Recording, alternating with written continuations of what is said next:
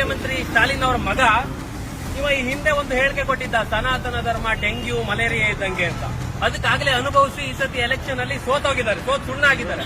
ಅಷ್ಟಾದ್ರೂ ಬುದ್ಧಿ ಬಂದಿಲ್ಲ ಅವನಿಗೆ. ಎಲೆಕ್ಷನ್ ಸೋತ್ರು ಕೂಡ ಸೋತ ಮೇಲೆ ಮತ್ತೆ ಹೋಗಿ ಹೇಳ್ತಾನೆ ಅಸೆಂಬ್ಲಿಲಿ, ಸನಾತನ ಧರ್ಮವನ್ನ ನಾವೆಲ್ಲರೂ ವಿರೋಧ ಮಾಡಬೇಕು, ಅದನ್ನ ನಿರ್ಮೂಲನೆ ಮಾಡಬೇಕಂತ.